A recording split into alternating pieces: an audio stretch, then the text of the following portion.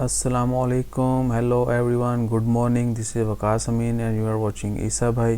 دوستو, سب سے پہلے تو یہ کہ میں آپ لوگوں سے میں شیئر کرنا چاہتا ہوں ایک چیز کہ میں اپنے چینل کا نام جو ہے عیسیٰ بھائی نیوز ایوری تھنگ رکھوں یا صرف عیسیٰ بھائی ہی چلنے دوں.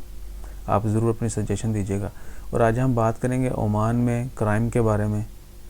عمان میں پچھلے مہینے مئی کے مہینے میں آلموسٹ 80 لوگ جو ہیں ان کو اریسٹ کیا گیا تھا. 80 لوگوں کو اریسٹ کیا گیا تھا, جن میں سے 74 پیپل جو ہے انہوں نے صرف چوریاں کی تھیں. عمان میں مئی 2020 میں 80 لوگوں کو جو گرفتار کیا گیا, جن میں سے 74 لوگ جو ہیں انہوں نے صرف چوریاں کی تھیں.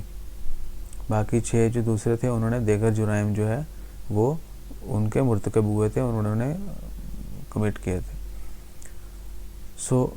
جہاں پر جتنی چوریوں کی وارداتیں بڑھ رہی ہیں, پچھلے کچھ دن پہلے میں نے ایک نیوز شیئر بھی تھی.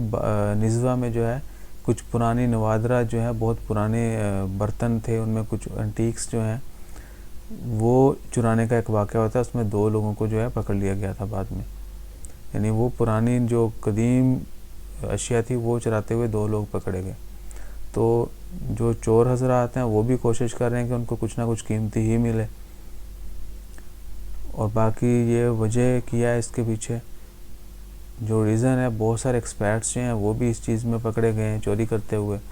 اس کی ریزن یہ تھی کہ کرونا جب سے لاک ڈاؤن شروع ہوا ہے, کرونا پینڈمک کی وجہ سے حالات جو ہیں بہت مشکل ہوتے جا رہے ہیں ڈے بائی ڈے ہر کسی کے اوپر. بہت سارے لوگ پیسے نہ ہونے کی وجہ سے یا دیگر اشیاء ضرورت نہ ہونے کی وجہ سے فاقوں تک پہنچ گئے ہیں. وہیں وہ لوگ, ان میں سے کچھ لوگ جو ہیں سفید پوش بھی ہو سکتے ہیں یا کچھ بدماش طبقہ بھی ہو سکتا ہے جو چوری چکاری کرنے کے پیچھے لگ گیا. ROP already arrested 80 people. Among them 74 are theft. وہ چور تھے جنہوں نے ڈیفرنٹ قسم کی وارداتیں کی تھی, چوری کی تھی. کچھ لوگوں نے پیسے کے لیے, کچھ لوگوں نے مہنگے قیمتی اشیاء کے لیے. ان تمام دوستوں سے ریکویسٹ ہے, جو بھی آپ کو کسی بھی قسم کی مشکل ہو, اپنے آپ کو ایسا مت بنائیں کہ آپ جو ہے کوئی بھی کرائم کریں, یعنی کسی جرم میں مت پڑیں. ایک تو آپ پہلے مشکل کا شکار ہیں, اوپر سے آپ جرم کریں گے اور مزید پکڑے جانے کے بعد جو پرابلمز ہیں, مشکلات ہیں, وہ مزید بڑھ جائیں گی. اس لیے تھوڑا صبر سے, حوصلے سے, ثابت قدمی سے جو ہے مشکل وقت کو گزاریں.